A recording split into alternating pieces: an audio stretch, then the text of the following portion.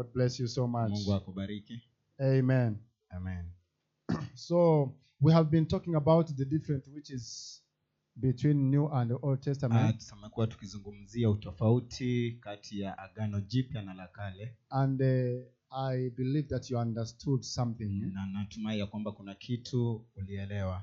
Because it was very, very powerful. Kwa sababu kilikuwa cha nguvu. And we are privileged to put something on the YouTube. Na pia tumetunukiwa kuweka kitu pale mtandao wa Once YouTube. you don't understand, go back to the YouTube, you will understand more. Usipoelewa enda pale YouTube utawatch uelewe. So today I want to talk about the topic called the finished work of Jesus Christ. Leo nataka kuzungumzia mada kuhusu kazi ya Yesu iliyomalizika, which will help you to understand where we are today. Ambayo itatusaidia kuelewa pale tulipo leo hii. The finished work of Jesus Christ. Kazi ya Yesu iliyomalizika. I want us to read in the book of Hebrew chapter number 12 verse number 2. Hebrew chapter number 12 verse number 2. The Bible says, looking unto Jesus, the author and the finisher of our faith, who for the joy that was set before him endured the cross, despising the shame, and is set down at the right hand of the throne of God. Soma. Inasema hivi, tukimtazama Yesu mwenye kuanzisha na mwenye kutimiza imani yetu, ambaye kwa ajili ya furaha iliyowekwa mbele yake aliustahimili msalaba na kuidharau aibu, naye ameketi mkono mkuu wa Bwana, ameketi mkono wa kuume wa kiti cha enzi cha Mungu. Amen. Praise the name of the living God. Amen. Now, in previous teachings, I was talking about the Mosaic or the teachings of Moses. Kwa zile fundisho zilizopita alikuwa akizungumzia yale mafundisho ya Musa. And I think you understand the difference which is between New and the Old Testament. Na natumai ulifahamu tofauti kati ya Agano Jipya na la Kale. Now, I think now we have to understand, na pia inapaswa kuelewa why we are in the New Testament, kwa nini tuko katika Agano Jipya, and why it is very different from the Old Testament. Na ni kwa nini ni tofauti sana na Agano la Kale. So now we are going to talk about the finished work of Jesus Christ. Na hivyo tunaenda kuzungumzia kuhusu kazi ya Yesu iliyomalizika. The Bible says that look unto Jesus, who is the author and the finisher of our faith. Biblia inasema tukimtazamia Yesu mwenye kuanzisha na mwenye kutimiliza imani yake, which means there is someone to look at now. Inamaanisha kuna mtu unapaswa kutazamia. He is our specific direction now to look unto. Yeye tu ndio mwelekeo mwafaka wa kuangalia. There is nothing else we are supposed to look to. Hakuna kingine tunapaswa kuangalia. There is nothing else we are supposed to seek for. Hakuna kingine tunapaswa kutafuta. But we are supposed to look to Jesus himself. Bali kumtazamia Yesu mwenyewe. Now the Bible says that he is the finisher of our faith. Yeye ni kuimaliza imani yetu, which means he's the one who established our faith now. Kumaanisha yeye ndo alianzisha imani. So now our faith now is in him. Hivyo imani yetu iko ndani yake. Now our faith is in Jesus. Imani yetu iko ndani ya Yesu. So when you seek another things which is not Jesus, hivyo ukitafuta vitu vingine ambavyo si Yesu, you can end up in the place which is not good. Unaweza malizia kwa sehemu ambayo si because nzuri. Now the one we supposed to look to, kwa sababu ule unapaswa kumtazamia, is only Jesus. Yesu peke yake. Hallelujah. Bwana asifiwe. Praise the name of the living God. Bwana asifiwe. So the life now we have in the New Testament, maisha ambayo tunayo katika Agano is Jipya, depending on the finished work of Jesus Christ. Inategemea ile kazi ambayo imemalizika ya Yesu. Praise the name of the living God. Yeah. Hallelujah. Amen. Let that camera focus on me, please. Sawa? Let that camera focus on me because I'm the one who is preaching. Sawa, sawa. Yeah. angazia hiyo chombo. Hii pia utatoa keri, si ndio? Yeah.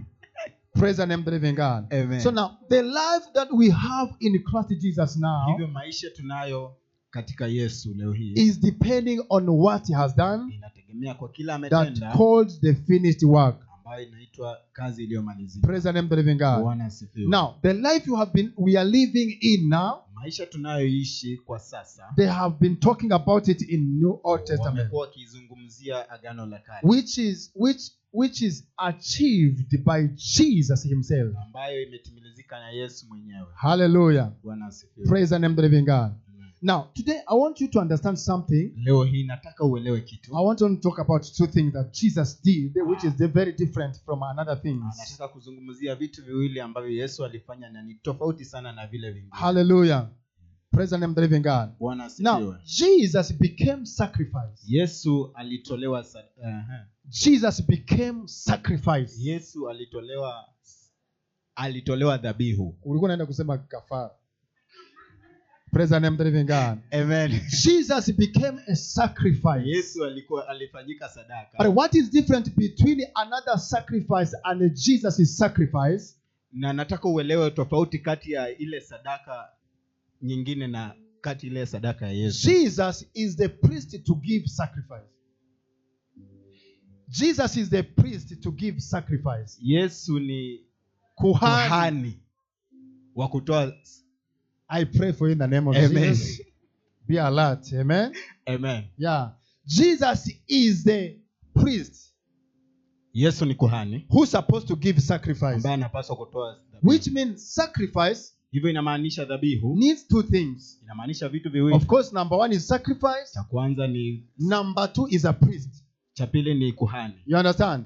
But what is different between Jesus and another sacrifice? Na tofauti kati ya Yesu na dhabihu nyingine. Jesus is the priest Yesu ni kuhani who is supposed to give ambaye sacrifice, anapaswa kutoa dhabihu and he's also na sacrifice, pia anatolewa kuwa dhabihu, which cannot be possible anywhere else. ambavyo haviwezi uwezekana popote kwingine. You get that? Unapata hiki, Do you get that? unapata hiki. Praise the name of the living God. Bwana asifiwe. No one you can be a sacrifice, Hakuna mtu unaweza kuwa dhabihu and at the same time you become the priest to give the sacrifice. tena unakuwa kuhani wa kutoa dhabihu. It's like food is eating food. Ni kama chakula kula chakula. Is that possible? Inawezekana. It's like water is drinking water. Is that Kama possible? maji kunywa maji. Is that possible? Inawezekana. Praise the name of the living God. Bwana asifiwe. But Jesus became sacrifice Lakini Yesu alifanyika dhabihu. and also became the priest to give Pia sacrifice. akafanyika kuhani wa kutoa That is the dhabihu. difference from the sacrifice of Jesus Christ. Hiyo tu ndio tofauti kwa dhabihu ya Yesu. That is number one. Hicho cha kwanza. Number two, Cha pili. the difference which is between Jesus and another sacrifice. Tofauti iliyoko kati ya Yesu na dhabihu nyingine. Jesus, which is sacrifice, Yesu ambaye ni dhabihu he was tortured. aliteswa. Yes, he was tortured. Aliteswa. There is no another sacrifice used to be tortured. Hakuna dhabihu nyingine iliteswa. You understand? Unaelewa? There is no other sacrifice used to be tortured Hakuna dhabihu nyingine iliteswa. because they used to give a sheep, Kwa sababu walizoea kupeana kondoo. and what the priest could check Na kile kuhani angefanya is to see if the sheep is okay, ni kuona kama kondoo yuko sawa. the sheep without blemish. Kondoo asiye na And if the sheep is okay, na kama kondoo ako sawa, now they could give sacrifice. hivyo wangepeana dhabihu. But before Jesus was given as a sacrifice, Lakini kabla ya Yesu kutolewa kama dhabihu, he was tortured. aliteswa. Praise the name of the living God. Bwana asifiwe. In the book of Isaiah chapter number 53 verse number 5, Katika Isaya 53 verse number 5, mstari wa 5, the Bible says, but he was wounded for our transgression, he was bruised for our iniquity, for the chastisement of our peace was upon him, and with his stripes we are what? We are healed. bali alijeruhiwa kwa makosa yetu, alichukuliwa kwa maovu yetu. Adhabu ya amani yetu ilikuwa juu yake, na kwa kupigwa kwake sisi tumepona. So this has never happened to another sacrifice. Basi hiki hakijawahi tendeka kwa dhabihu Ongeza sauti. yoyote. This has never happened to another Hiki sacrifice. hakijawahi tendeka kwa dhabihu nyingine. This has never happened to another Hii haijawahi sacrifice. tendeka kwa dhabihu nyingine. Praise the name of the living Bwana God. asifiwe. The Bible said that he was wounded. Biblia inasema alijeruhiwa, He was tortured aliteswa because of my sin, kwa sababu ya dhambi zangu, because of my iniquity, kwa sababu ya makosa yangu, because of me. kwa sababu mimi. Praise the name of the living God. Bwana asifiwe. But the people who was torturing him Lakini watu waliokuwa wakimtesa never thought that he was sacrificed. hawakufikiria kwamba alikuwa They never believed that he was sacrificed to deal with the sin of the world. hawakuamini ya kwamba alitolewa dhabihu kuondoa dhambi So ya dunia. this one has never happened Basi hiki hakijawahi tendeka to another sacrifice. kwa dhabihu nyingine It yoyote. has never happened Hakijawahi tendeka to the sheep before. kwa kondoo hadi It has sawa. never happened Hakijawahi tendeka to the God before. No any sacrifice hakuna dhabihu nyingine used yoyote. to be tortured. Iliteswa. But the sacrifice of Jesus, Lakini dhabihu ya Yesu who is Jesus himself, ambaye ni Yesu he mwenyewe was tortured. aliteswa. That is the difference. Huo ndio utofauti. And why did he torture? Na ni kwa nini akateswa? He was wounded because of me. Alijeruhiwa kwa sababu yangu. He was wounded because of me. Alijeruhiwa kwa sababu The Bible yangu. said that he was wounded because of Biblia me. inasema alijeruhiwa I kwa want to hear sababu the yangu. good amen. He was wounded because of me. Alijeruhiwa kwa sababu yangu. So which means he did it because of Hivyo me. inamaanisha alitenda kwa sababu Not yangu. for himself. Si kwa sababu Because yake. the Bible says Biblia inasema people thought that he was sin. watu walifikiria alikuwa But the mwenye Bible said dhambi. he was with no sin. Lakini Biblia inasema hakuwa mwenye dhambi. He was with no sin. Hakuwa na mwenye dhambi. People used to think that he was sin. Watu walifikiria kwamba He alikuwa was a dhambi. sinner. Alikuwa mwenye But dhambi. the Bible says this way. Lakini Biblia inasema He hivi, who knew no sin yeye aliye hakujua dhambi became hata, sin alifanyika kuwa dhambi because of me. kwa sababu yangu. So he was not with no sin. Kwa sababu- hivyo hakuwa But na he dhambi. was wounded Lakini alijeruhiwa because of me. kwa sababu yangu. He was wounded Alijeruhiwa because of you. kwa sababu yako. That is very, very powerful. Hiyo ni kitu cha nguvu So sana. the reason why the sacrifice of Jesus is for forever, Hivyo kwa sababu kuu kwa nini dhabihu ya Yesu ni it is milele because this sacrifice is very unique. ni kwa sababu dhabihu hii ni ya kipekee. It was wounded. Alijeruhiwa, He was wounded. He alijeruhiwa, was tortured. aliteswa And he was sacrificed. na akatolewa He dhabihu. was also a priest. Na pia alikuwa kuhani. That's why this sacrifice is very unique. Hiyo dhabihu ni ya kipekee. Praise the name of the living God. Bwana asifiwe. If you hear me say amen.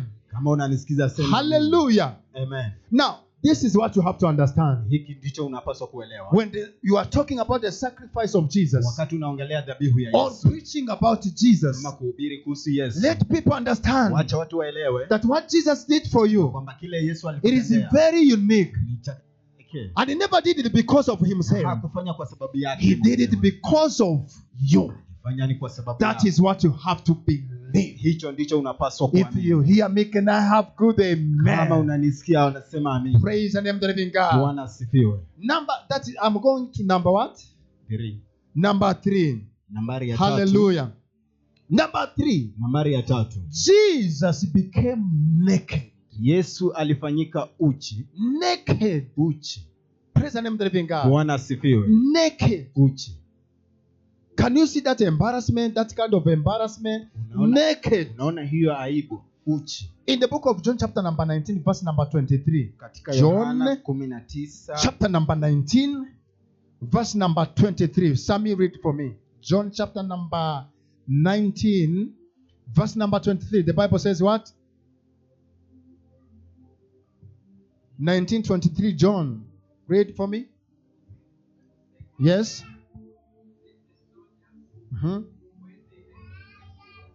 Took his garments and made 4 parts, to every soldier a part, and also his coat. Now the coat was without seam, and woven from the top throughout. Now see, the Bible says, let's go. The Bible says, askari walipokwisha kumsulubisha Yesu, walichukua nguo zake wakazigawa mafungu 4. Kila askari fungu lake, ila walikubaliana wasilichane lile vazi lake, kwa maana lilikuwa halina mshono, bali limefunwa tangu juu hadi chini. Amen.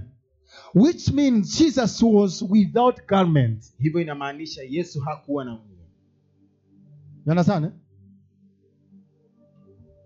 Do you getting what I'm saying? Unapata kila anasema. Jesus with no clothes Yesu bila nguo on the cross. pale msalabani. See this kind of sacrifice. Unaona aina ya See dhabihu this hii. embarrassment. Ona aibu hii. Praise the name of the living God. Bwana asifiwe. The naked. To Uchi. make a man naked. Kumfanya mwanaume uchi. And he's like, he don't know what is going on.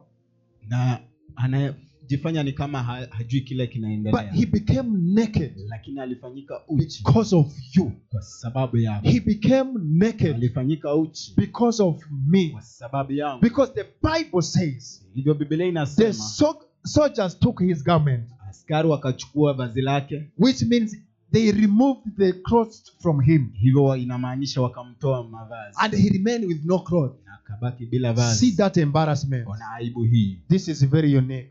Hii ni ya kipekee. Praise the name of the living God. Bwana asifiwe. People of God, Watu wa Mungu, sometimes when we are praying, wakati mwingine when we are reading the Bible, tunaposoma we Biblia must understand this. tunapaswa kuelewa hii. We must think about this one. Tunapaswa kufikiria kuhusu Praise hii. the name of the living God. Bwana asifiwe. How Jesus became naked. Jinsi Yesu alifanyika The uchi, creator of all creation. muumbaji wa The Bible said all things were made by him.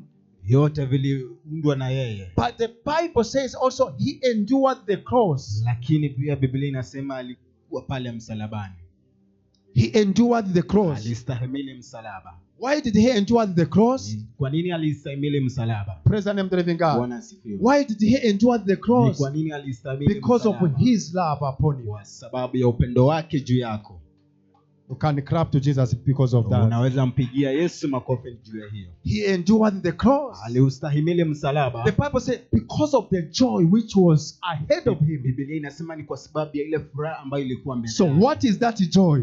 Hiyo furaha ni gani? To see you in him. Ni kumuona wewe kwake. To see you in him. Kuona wewe kwake. To see you as a believer in him. Ni kukuona wewe kama muamini. That is the kwake. joy that Jesus was dealing with. Hiyo ndio furaha Yesu alikuwa anatarajia. You understand what I'm saying?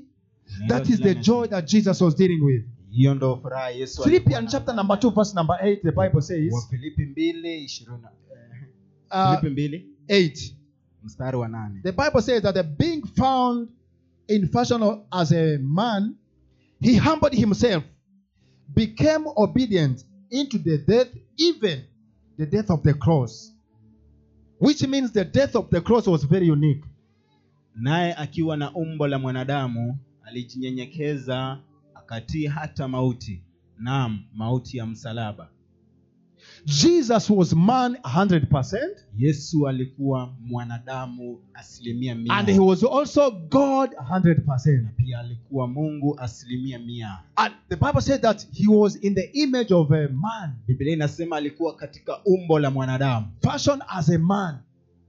kama But he mwanadamu, humbled himself lakini alijinyenyekesha and he became obedient na akakuwa mtiifu into the death, even the obedient of the cross. hata pale kwa kutii msalaba. This was very, very humbleness. The last one. Hii ilikuwa utiifu, The last Ya mwisho. humbleness.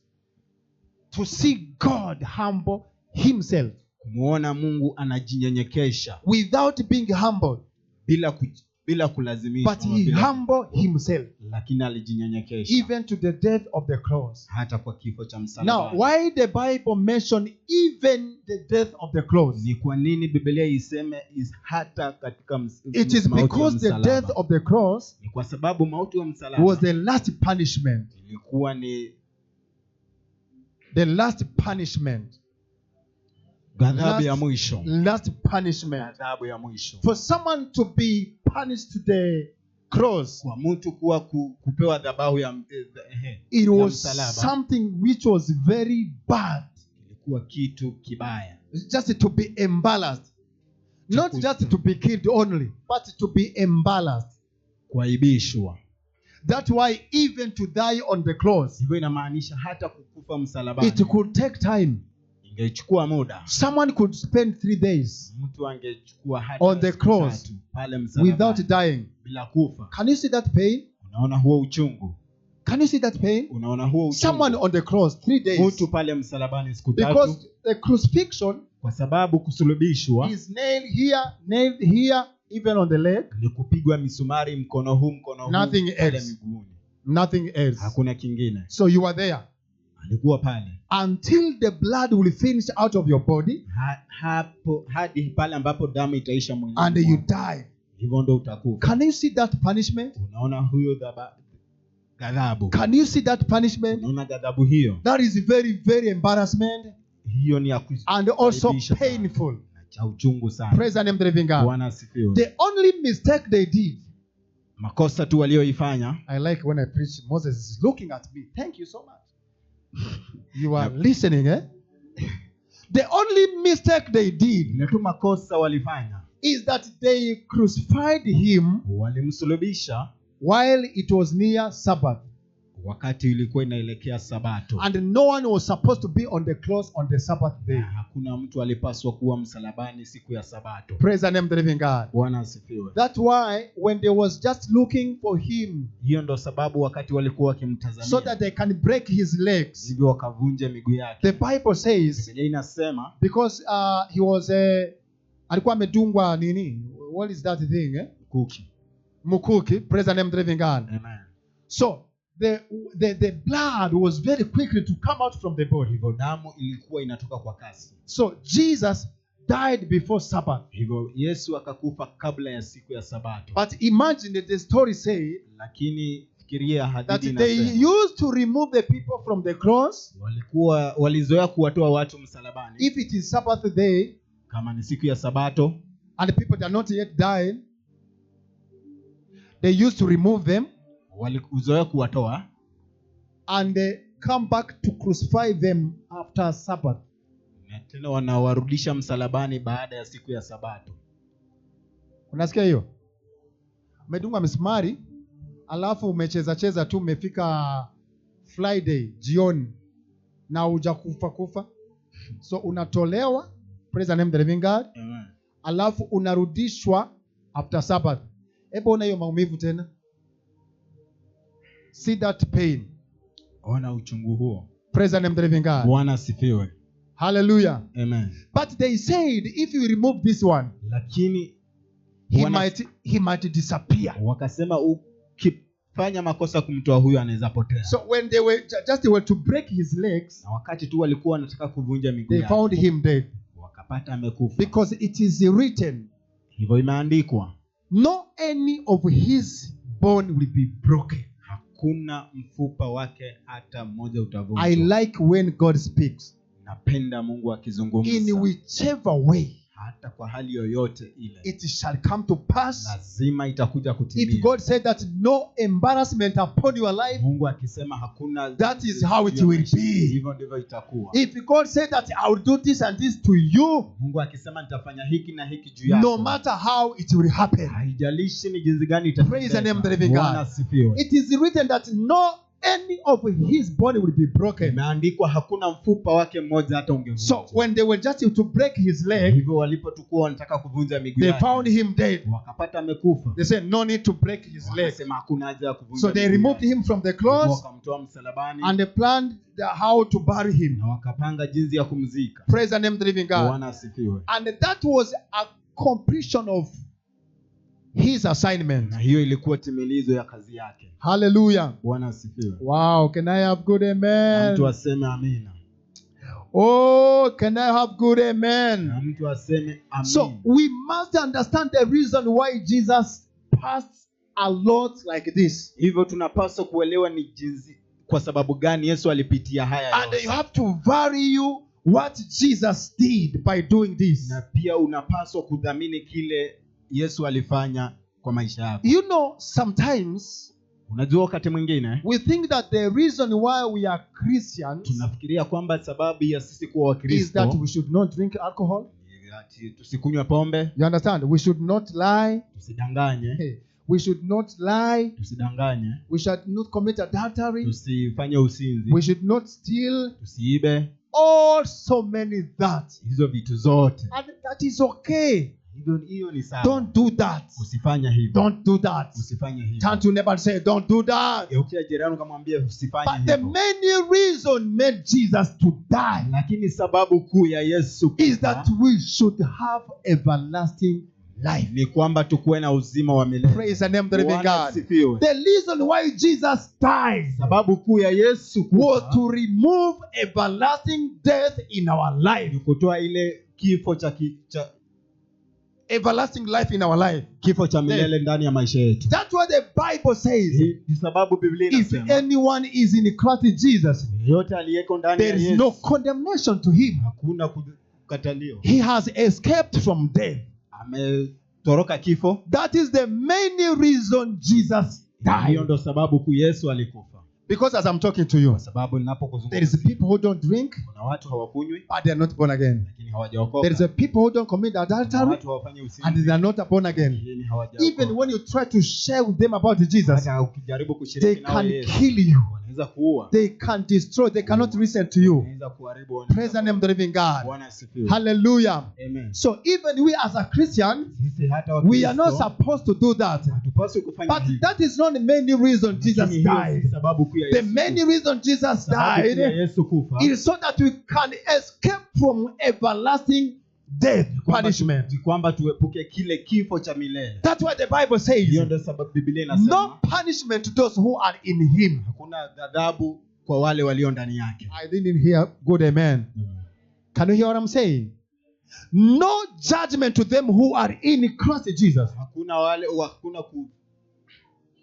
kuhukumiwa kwa wale walio ndani ya Because the Yesu. moment you believe Kwa Jesus, sababu wakati uliamini that is Yesu, the moment to escape the everlasting death. huo ndio wakati uliepa kifo. That is the moment to escape the punishment. Hiyo ndio wakati uliepa kuteswa. Say no punishment upon my life. Sema hakuna kuteswa. juu ya That is maisha the yangu. reason why Jesus died. Hiyo ndio sababu ya Yesu kufa. Hallelujah. Bwana asifiwe. Because that one cannot be founded anywhere. Sababu hiki hakiwezi patikana popote. Praise the name of the living God. Bwana asifiwe. It cannot be founded anywhere. Only Hakiwezi in patikana Christ Jesus. popote. Ni kwa Yesu tu. Hallelujah. Bwana asifiwe. That is what made Jesus to die on the cross. Hiyo ndo sababu ya Yesu kufa pale msalabani. Hallelujah. So Jesus died so that you can have everlasting life. Yesu alikufa kwa sababu tuwe na uzima wa That is milele. main reason. Hiyo ndo sababu kuu. That is main reason. Hiyo ndo sababu kuu. To have everlasting life. Kuwa na uzima wa milele. To have forgiveness of sins. Kuwa na kusamehewa kwa dhambi. To be called the righteous of God. The righteousness of God. Kuitwa wenye haki wa Mungu. That is the reason why Jesus died. Hiyo ndo sababu kuu Yesu To alikufa. be called the children of God. Kuitwa wana wa Mungu. That is the reason why Jesus Hiyo ndo died. sababu Yesu alikufa. Hallelujah. Bwana asifiwe. That is the reason why Jesus did Hiyo what? ndo sababu Yesu alikufa. Died. And that's why he died while we're still bad guys. Hivyo ndo sababu alikufa wakati tulikuwa bado watu In the wabaya. book of Romans, the Bible says Katika Warumi Biblia that inasema it is very easy for dying someone who is good. It is easy to die for someone who is good. ni rahisi sana kufia ule mtu aliye mzuri, But to die for someone who is bad, lakini kukufia mtu aliye it is mbaya not easy. sio rahisi. Praise the name of the living God. Bwana The asifiwe. Bible says in this way, Biblia inasema hivi, while we're still as sinners, wakati tulikuwa wenye dhambi, Christ died for us. Yesu alikufa kwa sababu yetu. That's what the Bible said. By the grace we are saved. Biblia inasema katika Yesu Now, tumekombolewa. the reason why Jesus died because you were still a bad boy, Sababu ya Yesu kufa wakati ulikuwa mtu mbaya, it is because he knew kwa sababu alijua that the day like this, siku kama hii you will be believing in him. utakuwa unamwaminia, You will be worshiping him. utakuwa unamwabudu, You will be receiving the forgiveness of sin utakuwa from him. unapokea You will be msamaha wa called dhambi. a child of God. Anaitwa mwana wa Mungu. That is what Jesus was focusing on him. Hicho ndicho sababu Yesu So with the verse we began with, mstari tulioanza nao it said that he endured the cross inasema alistahimili because msalaba of the joy which was ahead of him. kwa sababu ya ile furaha ilikuwa And mbele yake. that joy is you. Hiyo furaha ni wewe. That joy is who? Hiyo furaha ni wewe. That joy is you. Hiyo furaha ni wewe. Praise the name of the living God. Bwana asifiwe. That joy is you. Hiyo furaha ni wewe. He wanted to have many brethren. Alitaka kuwa na washirika wengi. Praise the name of the living God. Amen. So this is something we have to be proud of. Hichi ndicho kitu tunapaswa kufurahia. This is something we have to be proud Ni of. kitu tunapaswa kufurahia. The Bible says in the book of John chapter number 1 verse number 29. Biblia katika katika kitabu cha Yohana 1:29. John chapter number 1 verse number 29. Give me. Yohana That is scripture. 1:29. If you hear me say amen. If you are blessed say amen. Kama umebarikiwa sema amina. Amen. Inasema hivi. Then the next day John see Jesus coming at him and said, Behold, the what? The Lamb of God. Do what? Which taketh away what? The sin of the world. Praise the name of the living God. Siku You see, iliyofuata another sacrifice, unaona dhabihu nyingine, another sacrifice, dhabihu nyingine, another lamb has mwanakondoo mwingine no power to remove the sin of the world. hana uwezo mwingine wa kutoa dhambi ya So ulimwengu. this sacrificial of Jesus, Huu dhabihu ya Yesu it is very different ni tofauti because it deals with the sin totally, kwa sababu inakumbana na dhambi completely.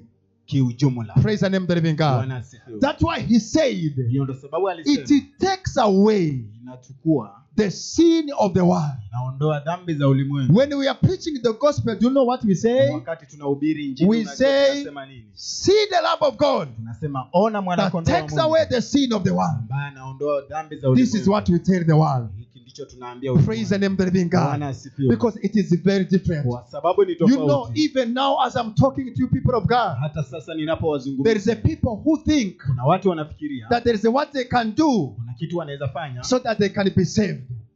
wakapata kukombolewa. But the Bible says, Lakini Biblia inasema if people ignore this great salvation What? which is found in Christ Jesus, watu wakikataa ukombozi huu ambao unapatikana katika then Yesu nothing Kristo, will save them hakuna kitu kitawakomboa. because his only Kwa sacrifice sababu ametolewa that dhabihu takes away ambaye anaondoa of the world, dhambi za ulimwengu. takes away of the people Anaondoa dhambi katika who wanadamu. believes in him Wote wamwaminio is forgiven. wamesamehewa. Whosoever believes in him Yeyote amwaminie is forgiven. amesamehewa. Praise the name of the living God. Bwana asifiwe. Whosoever believes in him Yeyote amwaminie is forgiven. amesamehewa. That is different. Huyu ni tofauti. Praise the name of the living God. Bwana asifiwe. So nothing else can save people. Hakuna kingine kinaweza wakomboa watu. Nothing else can help people. Hakuna kingine kinaweza wasaidia Nothing watu. else we can tell people. Hakuna kingine tunaweza waambia watu. But only the one, the Lamb, Ila ni mwana that kondoo takes away the sins of the world. ambaye anaondoa dhambi za ulimwengu. Praise the name of the living Bwana God. asifiwe. As I conclude, Anapomalizia Romans chapter number 8, verse number 32. Warumi 8:32. This verse I cannot forget it. This is very powerful. Romans chapter number 8, verse number 32, the Bible says, He that spared not his own son, but delivered him up all for us. For us all. How shall he not with him freely give us all things? Ikiwa Mungu hakumhurumia mwanawe bali alimtoa kwa ajili yetu sote, atakosaje basi kutupatia vitu vyote kwa ukarimu pamoja naye? Praise the name of the living God. Bwana asifiwe. This verse tells us to understand Mstari huu unatuambia tunakuelewa what Jesus has done, kile Yesu amefanya, what Jesus did. kile Yesu alifanya. And the people of God, Watu wa Mungu, I wish you to know this, natamani sana that ungejua when hili, you have Jesus, kwamba ukiwa na Yesu you have everything. uko na kila kitu. Praise the name of the living God. Bwana asifiwe. When you have Jesus, Ukiwa na Yesu you have everything. uko na kila kitu, Because that is how God purposed. kwa sababu hicho ndicho ilikuwa kusudi la Mungu. That is how God planned it. Hivyo ndivyo Mungu alipanga. That it's like I have given away. Ni kama nimepeana, I have given away. nimepeana Njia. njia, I have given away. nimepeana njia That everyone must pass through. ya kwamba kila mtu na aipitie.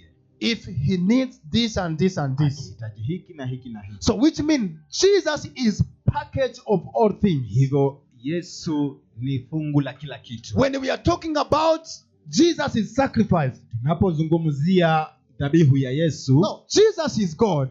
Yesu ni Mungu. And of course the purpose was just to deal with the sin. Na pia mpango kusudi ilikuwa ni But kushughulikia it doesn't dhambi. mean that he don't know that we need some things in this life. Hivyo pia imaanisha kwamba hatuhitaji vitu vingine So hapa this is duniani. what the Bible has said. Hivyo unaona kile Biblia inasema. How shall he not with him give us all things? Ni jinsi gani hata tupea vitu vile. So Jesus is the way Yesu ndio njia for all things that we need. kwa kila kitu tunahitaji. Jesus is the way Yesu ndio njia for all things that we need kwa kila kitu tunahitaji in this life.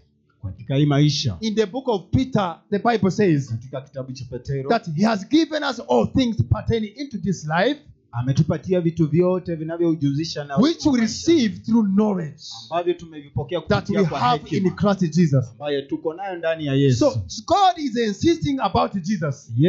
Mungu anasisitiza kuhusu He Yesu. insists about Jesus. Anasisitiza kuhusu Yesu. With Jesus, Na Yesu, that is where he can give you all things. hivyo ndivyo tutapewa vitu vile With vingine. Jesus, Na Yesu, that is only way he can be able to provide. hiyo tu ndio njia utatolewa. You understand what I'm talking about? Praise the name of the living God. Amen. Now, the Bible has said, Biblia inasema, how shall he not with him jinsi gani hata pamoja naye give us all things? atupee vitu vyote. Somebody say, finish the work of Jesus. Kazi iliyomalizika. Somebody say, ya I Yesu. work in the finished work of Jesus Christ. Mtu aseme natenda kazi katika. Somebody say, I have no fear. Mtu aseme sitaogopa. Somebody say, I will not fear Mtu aseme sitaogopa. because God loves me so much. Mungu ananipenda zaidi. Praise the name of the living God. Bwana asifiwe. Somebody say, I will not fear Na mtu aseme sitaogopa because God loves me. sababu Mungu ananipenda. And I work in this finished work Na natenda katika kazi hii with no iliyomalizika fear. bila uoga. In the name of Jesus. Katika jina la Yesu. Say, the spirit that was given to me, Ile roho ambayo ilipeanwa juu yangu it is not the spirit of fear, sio roho ya uoga, but it is the spirit of God himself. lakini ni roho ya It is Mungu the mwenyewe. spirit of God himself, Roho ya Mungu, the spirit of sound mind, roho ambayo the spirit of power. ni roho ya nguvu. In the name of Jesus. Katika jina la Yesu Kristo. Oh, hallelujah. Amen. Somebody shout amen. Mtu aseme amina. Say, everything must respond to me. Say, everything must respond to me Na kila kitu kitanitii because I have kwa Jesus. sababu nina Yesu. No, sisikii sauti ya watu. Say, everything must respond to Na me kila kitu kitanitii because I have kwa Jesus sababu nina Yesu in my life. katika maisha yangu. Hallelujah. Amen. Say, I have Jesus. Nina Yesu Say, with him, na pamoja I naye receive all things. napokea vyote. I don't know what you need. Say, with him, Pamoja naye I receive all things. napokea vyote. That's why I have him Hiyo ndo sababu niko and I naye. have all things. Na niko na kila kitu Because all things kwa sababu vitu vyote follows him. vinamfuata yeye. Because he is the creator Sababu yeye ndo muumbaji of all things. wa vitu vyote. That's why all things Ndio sababu vitu must vyote listen to me. paswa kunisikiza. Every believer shout amen. Watu waseme amen. Shout amen. Amen. Stand up, we are going to pray. We are going to pray. Hallelujah. Yes, now you can understand that with Jesus, you have all things. You must receive all things. Praise the name of the living God. Amen. So, now, Jesus is the creator of all things, Yesu ni muumbaji wa vitu vyote. which means all things must listen to him. Inamaanisha vitu vyote lazima All vimsikize. things must pay attention to Vitu him. vyote lazima vitie. And vitie that Jesus I am talking about. na yule Yesu ambaye anazungumza. The good news I have for you, Habari njema ninayo he kwa sababu lives yako. within you. Anaishi ndani yako. I say he lives within you. Anaishi ndani I yako. say he lives in you. Anaishi ndani yako. So because he lives in Kwa you, sababu anaishi ndani yako. that's why the things that he Hiyo created ndo sababu vitu ambavyo aliumba must respond to you, lazima vikutii. must listen to you. Lazima vikusikize. Is it a job? Ikuwe kazi. Must listen to you. Lazima ikusikize. Is it money? Ikuwe pesa. Must listen to you. Lazima ikusikize. Is it a car? Ikuwe gari. Must listen to Lazima you. ikusikize. Is it a house? Ikuwe nyumba. Must listen to you. Lazima ikusikize. Is it a marriage? Ikuwe ndoa. Must listen to Lazima you. ikusikize. If you hear me say Kama amen. unanisikiza sema amina. If you hear me say amen. Kama unanisikiza sema Say in amina. the name of Jesus. Katika jina la Yesu. God bless you. We are going to pray. Praise the name of the living God. Say in the name of Jesus, all things must listen to me because the creator of all things. Voice please, watu wa mwenye sauti na watu wenye wako hapa. Because the creator of all things lives within me. So once he speaks through me, things must listen to me. In the name of Jesus, begin to speak to the things. I want to hear people praying, speaking to the things. In the mighty name of Jesus. If you have Jesus, if you know that you have Jesus, fix things in your life, fix things in your marriage, Fix things in your life in the mighty name of Jesus. Begin to pray. Begin to pray. Someone can take microphone as we are praying. 2 people can take microphone. Let's pray. In the mighty name of Jesus. In the mighty name of Jesus. Kepo take microphone. Nimesema. Haya. King of glory. In the mighty name In the name of Jesus. Marason pradezo paso kento zeva. Thank you, Jesus. Mare posha matosa paliza malus. Jesus, we thank you. Pray, pray, pray, pray, pray, pray. Thank you, Holy Spirit. Somebody pray, pray, pray. Thank you, Holy Who Spirit. did not spare with his son? How shall not with him We give us all thank you, things? Jesus. We are speaking the things. Man is listening to us. Facilities for the kingdom. Facilities for our family. He's listening to us in the mighty name of Jesus. Jope padoma yabarosa. Mare popa yabanoseva. Rema yabarosa panadosa. Zepe yabayabanosa. Zepe pota mibranaze. Jopa yabayabayabanos. Rama yabakuka brenazos. Mapeva yabayabanosa. We are more than conquerors. We are the In the head and mighty not name of the Jesus. tail. We are the head and not the tail. We are more than The the Son of the Most conquerors. High God. We are the chosen The one who can generation. everlasting We are the life. own. The one who cannot perish. The one who can found himself in You judgment. have given us I the am here grace speaking in to the win Lord. all I'm here things. speaking the To win Lord. all Zopepa things. Yamadosa. We win all Somebody things. pray. Therefore Somebody we pray. prosper. Speak We to your